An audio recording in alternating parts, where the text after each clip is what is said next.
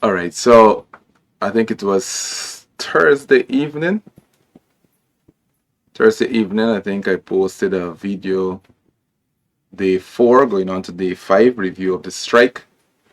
And in that video, I said basically that I expect our president, who I have, who I hold in high esteem, to come out and speak and address his people. Because for too long, I basically hear him, not him, but basically, ministers, the vice president, all of them are speaking towards teachers. But right now, there is a crisis. And I would expect him to give a due response in a timely manner to bring an end to this, right? Bring an end to this strike. Well, in a nutshell, the president did post a live video today, Sunday, the 11th, sometime around, not even too sure, but sometime during the course of the day. I think I was able to catch the last a few minutes of it, and I watched it over again, and I want to go through it and give my feedback and response where my expectations were not met. I must say that, okay, I'll talk about my feelings as we go through the video, but let's just listen to what the president has to say. I'll interrupt sometimes and, give my opinion. So let's just listen.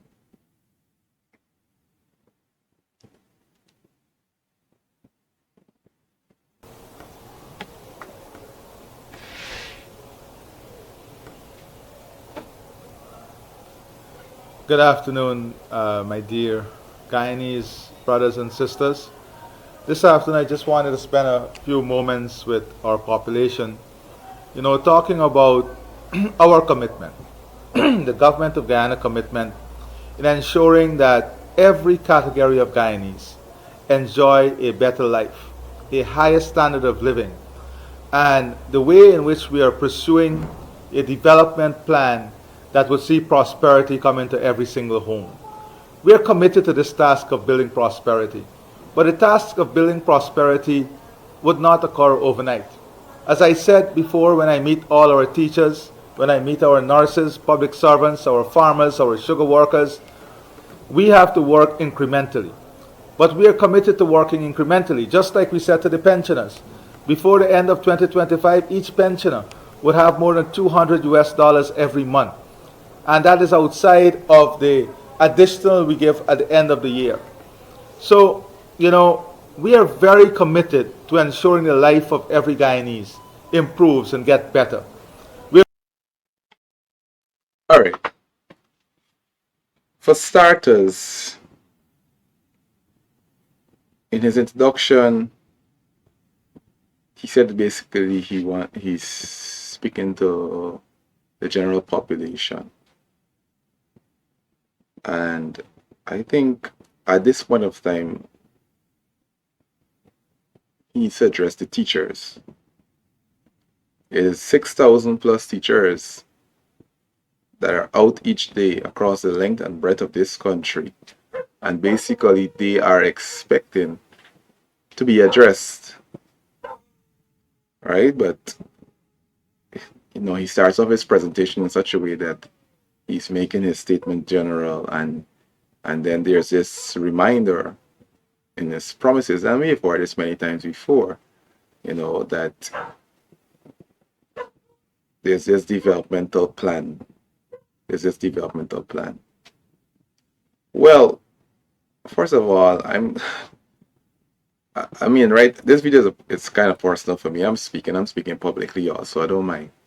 All right. First of all, I have to ask the question, where is this developmental plan that I can see it, because it's going to impact me. And it's only fair that I ask to see that plan, because what if that plan doesn't suit my liking? Am I to wait till the end of the year to recognize that? Am I to wait till 2027, as I've read in some news article, to realize what it looks like? And that is, I think, is a problem with the president and his cabinet, is that, you guys may have a plan, I don't know, but you keep saying it, but you don't show it. And for example, let me put it into context. Like back in 2021, when the nurses, or it was 2022. Yeah, that might have been 2022. In 2022, when the nurses' salaries were adjusted, medical officials, their salaries were adjusted. Some of those adjustments went up as much as 60 to 70%. All right, that's how big those adjustments were. And other categories of public servants were promised that they would hear later. And all of us at the end of that year, we received, it was 7%, or that was 8%. I think it was 8%. And teachers had to wait almost an entire year till November to hear an announcement in their, to their situation, whereby all that was offered basically there was a move from the lowest scale to the highest scale, which is roughly about a 6% increase to most teachers' salary, right? To most categories. And then you're going to hear you mention some of it, whereby those who have diplomas and degrees and stuff, they were offered different allowances. And for those who live in remote areas, the incentive would have increased by 100%, like from 9,000 to 20,000 or 12,000 to 20,000. And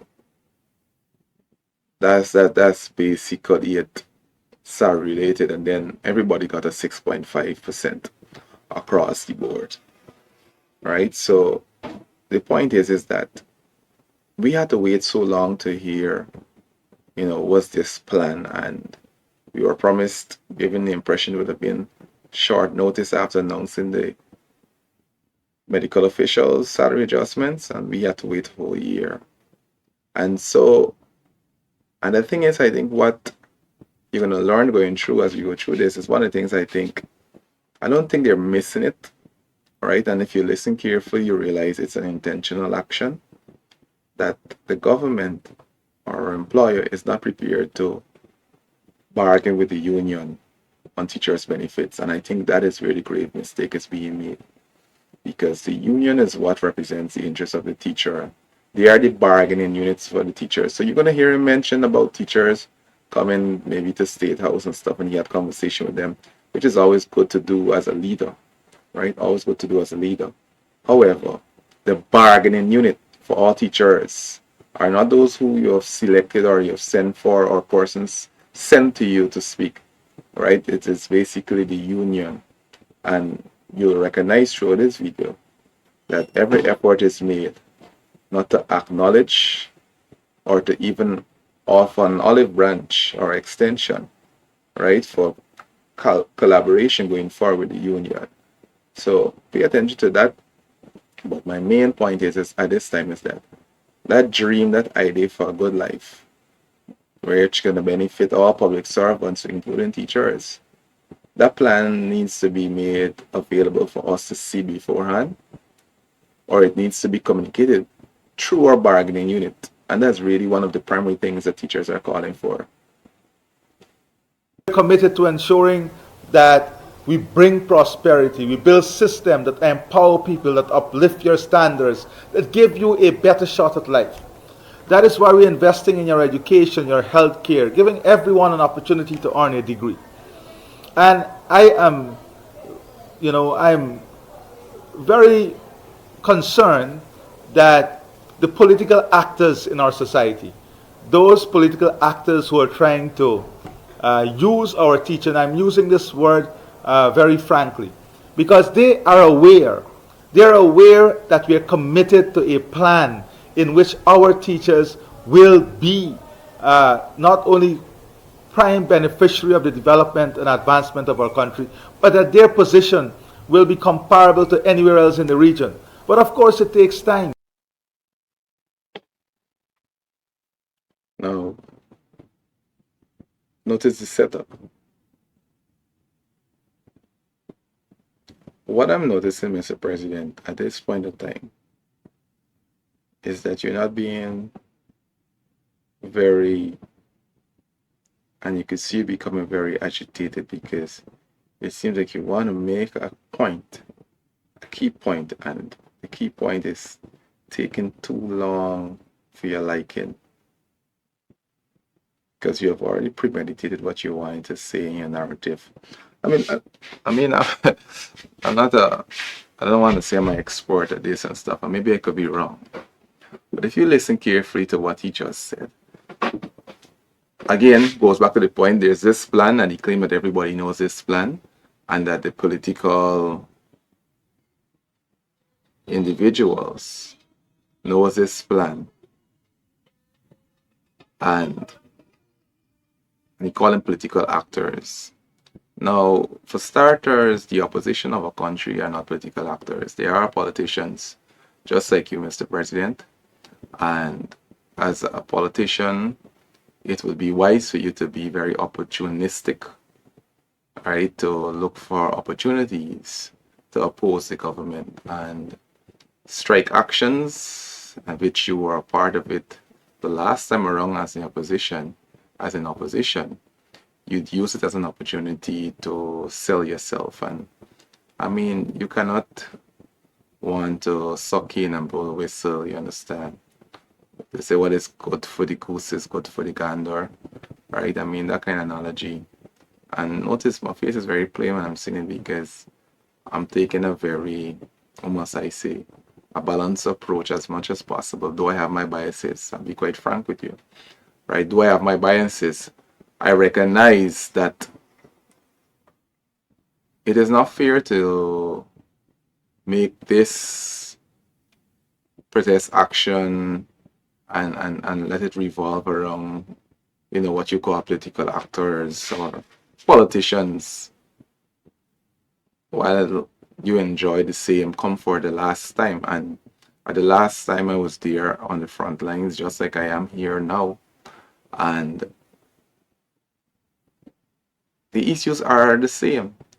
Issues are the same. The then government was not involved in the union in collective bargaining, and when they set up the task force and stuff to get information, they got the report and it's what's on the desk, nothing, it's not moving. Right? And we took strike action and you were in full support of that. So, right, I guess that government may have had a plan then also, but that didn't matter to me. You understand? Because I'm facing realities of limited spending power, not enough sufficient disposable incomes to access certain loans, and all these different things I was facing, and many other teachers might be facing the same thing. So it is not fair to say that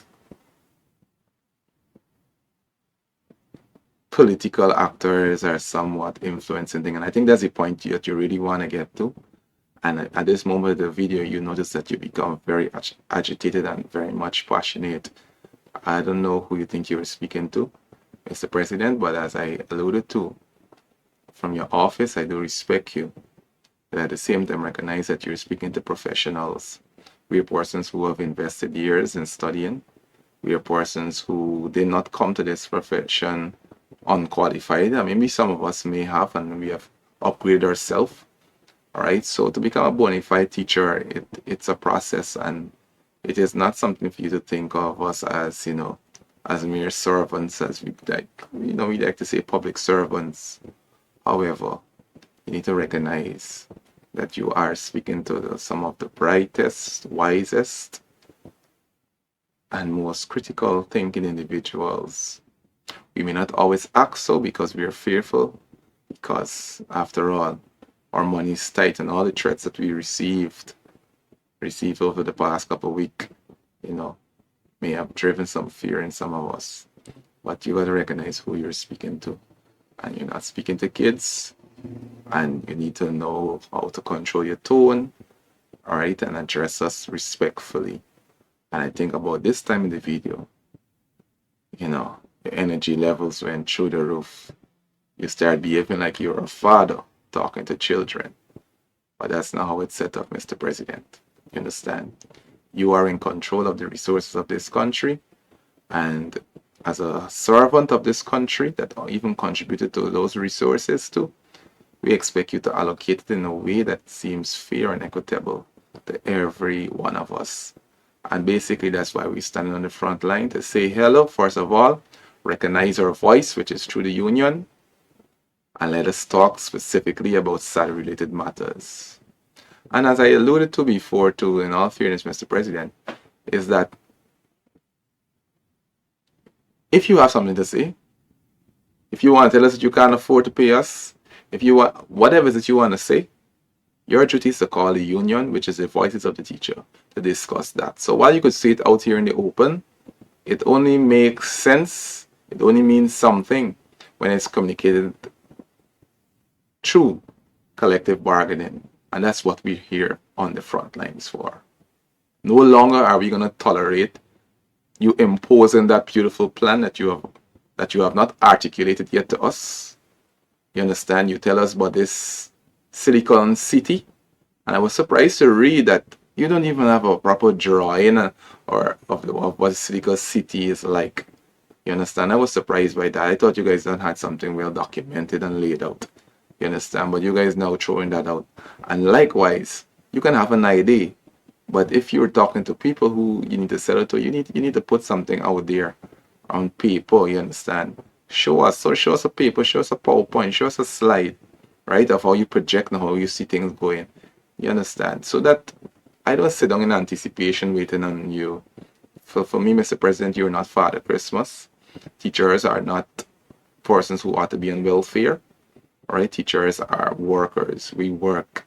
And if we work, we deserve the least livable wages. And it would be very much a good thing in the context of our economy that you give us something more than livable, right? Something on which we could thrive and grow and develop ourselves and our families, right? So with that, back to the video. I think I said too much. This video is going to last a little too long, but that's just the way it is. We have announced a series of measures to improve the lives of teachers, nurses, and public servants. And these measures are going to continue even before the end of this year. No one need to push this government. We are committed to this task. I come from a family of more than 30 teachers now.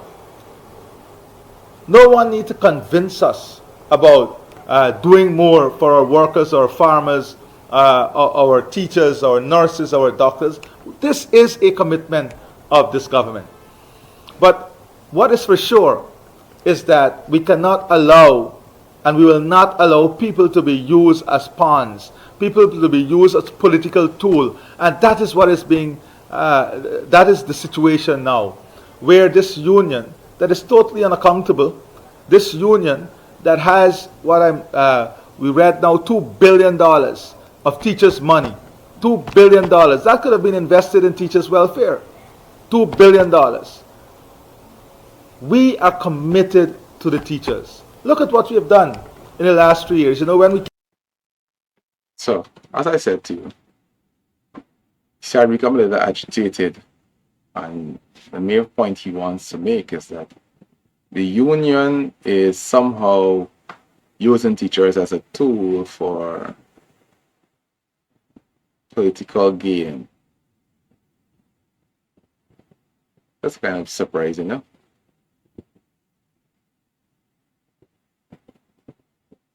Now,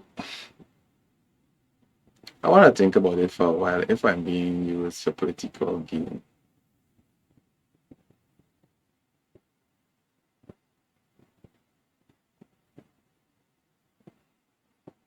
All right, let me give quick response.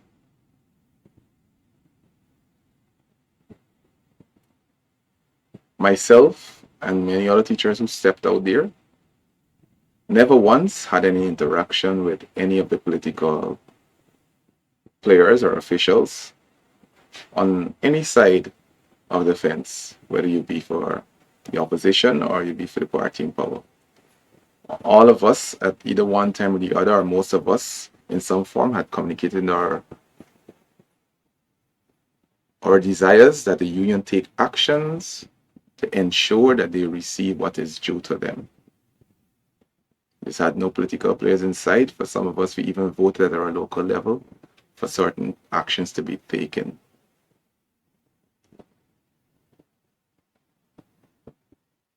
The union followed the steps necessary to solve the issues or the impasse that we had, whereby we were not taking part in the collective bargaining. And as I said, if you keep listening to this video, recognize that Mr. President is not interested in that. Right? So he's setting it up. So all I'm saying is that nowhere along the line that anybody had to influence me or influence the other teacher to go on strike. And nothing is on, what must I say? Like, I'm trying to imagine how the political players would have actually orchestrated this. Right? When I know personally, for me, this strike should have been 1 year, 2 years ago. You understand? And you actually had the heads of GTU who were basically, you know, discouraging that point of view because they wanted to be patient. They wanted to ensure that they have the majority support of membership for such an action. They wanted to ensure that they follow all the laws and ways of settling grievances because, the conclusion was made that many of the strikes in the past was not fully lawful because, all the steps were not followed. So I don't see how I could conclude and agree with the president that somehow this was politically motivated, right? Politically motivated. The struggle was real. The reports on the ground is that we were not satisfied with these impositions. We know that there was a multi-year agreement. For some of us, we didn't even know all the details of the multi-year agreement. You understand? But all we know that the struggle is real and we deserve more in an economy that is booming. It's out there in the world. It's out there in the paper. It's out there in our budgets. That trillion plus dollars are going to be expended during this year. And we are asking ourselves, where is our share? And because, as I said before, the plan, Mr. President plan is not so well articulated or it's not transparent. We don't know what is your plans, Mr. President. And therefore, we cannot take your word for it. And we're here before you as teachers and we're basically saying, enough is enough. Time for collective bargaining, whereby you could iron out what you could give and what you can't give. And that's what we're asking for. To be respected in the process. Came into government, one of the first concern of the teachers was that the previous government put them, when you were hired as a teacher, you were not hired at the right salary. You were hired at an older scale. As a result, your salary was based on an old scale and your increases was based on the old scale. We corrected that situation. And that correction alone cost us $700 million. Now, what is $700 million in comparison to billions that you're going to give to other sectors of this, I would say unproductive sectors, right? Unproductive sectors. I will say from an economic standpoint, other than the mere fact that you're able to exchange US dollars for the commodity, right? And hence increasing our US dollars reserve, there is no other benefit to some of the areas that you're pumping billions of dollars in. And, like for last year alone, I could at least remember at least 2 or 3 times supplementals were done, right, for billions of dollars for certain industries.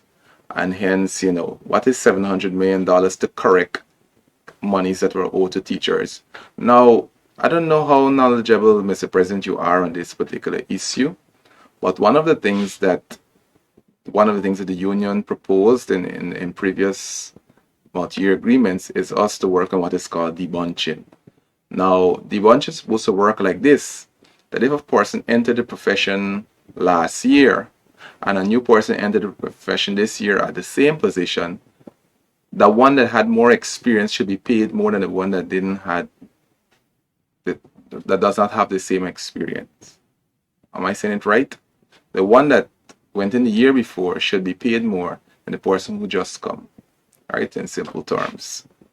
And this is supposed to be the trend, continuing from back from 2016. Now, the problem with that system, and for me, I could see why it's important. It kind of creates a division, and it basically reward persons for their years of experience because our salary is too small. You understand? When somebody's going to get $8,000 you know, less than me, right? They're going to feel away, and two of us are in the same position. And I think because our salary is too small, it was not working in the way it is intended to work. So what you find happening is, and the thing is, it did not apply. Every region did not apply it. So you find persons in different regions were having different monies than those in other regions because some persons applied the policy while others didn't. And so over the past years, teachers were applying for me before you made your announcement. I applied for my own a whole year before, and it was delayed because somebody said to the ministry that we can do all in bulk. So you pay me from 2020 and actually you owe me from 2018. So I'll be coming for my other 2 years outstanding. But 700 million is nothing to boast about to fix it because teachers would have been applying all the time. All you did was make it easier, and for that, compliments are indeed due. Right? So I compliment you for that off the bat.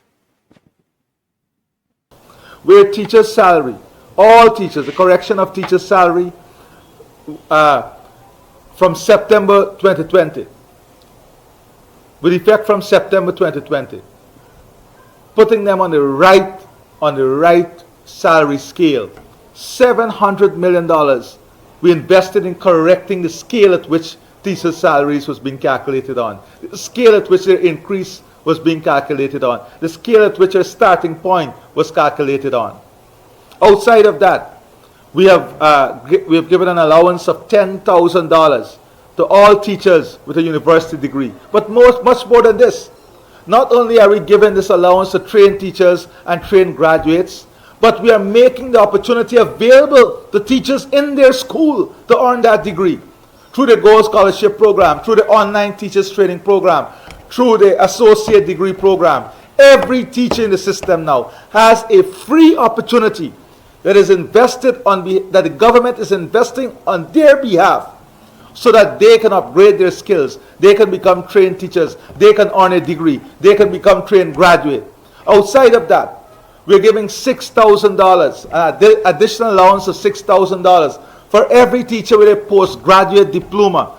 And guess what? All the training we're doing under the Gold Scholarship Program qualifies those teachers to be part of this also. The granting of a $20,000 allowance for all teachers with a master's degree, a $30,000 allowance to all teachers with a doctoral degree. And all of these allowances are not just granted in an environment in which there is no opportunity to achieve all of these degrees and an added qualification. They all have that opportunity now to achieve this. They all have that opportunity now to benefit. I'll stop that there because there are some truths there, and we must acknowledge. One goal scholarships, and it is a very, once I say, it is something noteworthy, something that persons need to be, grasping on. It's an opportunity for, free access to education. And he spoke about the allowances given for the different degrees. And it do, what must I say, it do helps a large percentage of teachers who have their degrees. But then if you look at it, there are many teachers who don't have those degrees. And it will take some time for them to basically be able to access those scholarships. And this is the point I want to make, that from that policy, it means that some persons are able to earn an increase based on on his announcement. However, the majority of teachers, at least 50% at least, based on estimation, do not have a degree. And the difference means from last Christmas to now, they did not receive anything substantial to their salary, nothing to cushion the high inflation and everything that we're facing on today's market.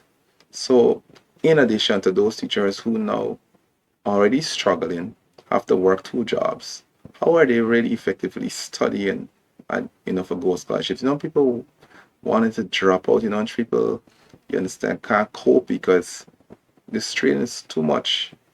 You understand, having to try to make ends meet and at the same time try to further studies with the goal of getting an extra $10,000 more in their salary. So we acknowledge that these things are good things for teachers' benefit, right? One of the primary reasons teachers go do the degrees is not just for the professional development it offers, but it's for the mere fact that it helps to increase their earnings. However, the cry is that whatever we're making right now is not sufficient for us to sustain a high standard of living, and hence that's why we're out on the streets. So we give credit where credit due. We're thankful for these scholarships. We're thankful for the allowance for your degrees, but more than 50% of teachers did not benefit from that. And there was nothing else that was offered, to make them feel satisfied that you are indeed looking out for their best interests. And the point I want to make in addition is that if you had consulted with the union while you're making these decisions, you'll be able to receive, expert advice, you understand, on how best you could make offerings that not only benefit those who have degrees, but what can we put there that everybody else could benefit and stuff. All that would have come out of the negotiations. And that's basically what we're asking for. These things, as to me, it is simple. All it calls for humility, Mr. President. And we move forward from this very Benefit quickly. from this. And all of this we did when we met with the teachers just a couple of months ago. And I told the teachers when we met them a couple of months ago that we are committed to even doing more as the year progresses. And this commitment must not be taken for granted. So I'm speaking directly to the teachers. Then the issue of the remote. So, you heard what he said there? He's speaking directly to the teachers. I cannot stop you, Mr. President, from speaking to who you want to speak to. You can speak directly to me. I don't mind. I appreciate. But if you're going to be making decisions that's going to be impacting every teacher across the length and breadth of this country, the only person you authorize to speak to and to bargain with, it is the union. All right? And the mere fact that you're ignoring that voice, it tells me your agenda is to pursue this hierarchy whereby president to the people, you speak to who you want to talk to, and you implement what you want, how you want. And that's not how you work in a democratic society. You understand? There are umbrellas. If you want to speak to me, no problem. If you want to make a decision that impacts everybody that works on the same level like I'm not the representative of the teachers. The union is. So before you make a decision, you need to consult with them. Because they go between you and me. And by your own admission, you're saying that you did not do that. And hence this strike is justified because you refuse to engage the union, who's the only legal representative of teachers. And that's your downfall right there, Mr. President. You need to fix that. Area incentive was raised with me at that meeting. We increased the remote area incentive from $9,000 to $12,000 per month to $20,000 per month. More than 100% increase. Indeed. from especially in Barika. We are $9,000 thankful for to that. $20,000 per month. We increased the remote area incentive. We went further. And what we did, we had a provision of more than 3,800 scholarships to teachers. More than So we talked about that 3,800 already. scholarships were given directly to That's teachers good. to qualify themselves and earn a higher salary. So we're incentivizing the system. So as I said before, these scholarships and stuff are very quite good initiatives. It is what must I say? There were scholarships there, but now they're more readily available and more varieties and access to other universities. But another conversation another time, right? We'll talk about some of the drawbacks of that. But generally speaking, teachers could only perform well at these institutions and take part in these programs if they have the time available to dedicate to it. But the needs for now, not tomorrow, the needs for now, our salaries are unable to provide. And hence some of us have to either quit, drop out of those programs in order to make ends meet. And that's why we out there. We asked Mr. President, I don't know what is your plan because you have never communicated it clearly. But right now, it's rolling out too slow for me. And all those teachers you see out on the front line. That's basically what we're saying. So we're saying let us meet to the bargaining table and work out a way forward. But you can't sit down there at your office and use this high-handed approach that I'm currently observing, whereby you want to go over all the things, and it's going to get real messy going forward because it's from here. I recognize that you fail to really acknowledge what are the issues that we're really fighting for.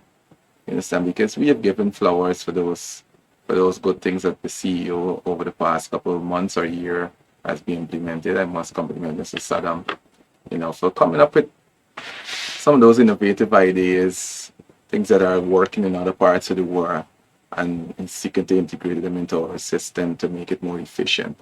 And so, but all those things you're going to recognize at the end of this conversation, Mr. President, is that those things are just, they don't help me out in terms of improving my standard of living. And that's why we out here. We want to be able to have improved standard of living. That's what we really need. And we're far from it. Far from it.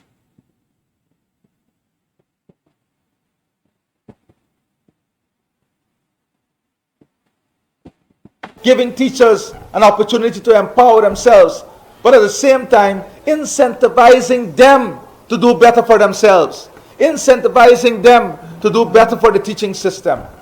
Outside of this, I request to the University of Guyana by the Ministry of Education to offer all education program after school hours. Yes, teachers complain that they can be more easily accommodated if they're learning. So at this time, I mean, this thing is taking too long. I think I've wasted some time. I'm gonna go inside and just rest. But the bottom line is that Mr. President, you fail to really recognize what is it that we're out here for. You fail to acknowledge, you fail to ask the union to ask the teachers to return to the classroom. You fail to offer a solution to the problems that we have. And all you seek to do is discredit the importance of the union. You make a baseless claim that somehow our finances are not, are not clear, and teachers should question that and so on. That's the same narrative we heard from the vice president. You need to come up with something fresh and original and to meet the problem.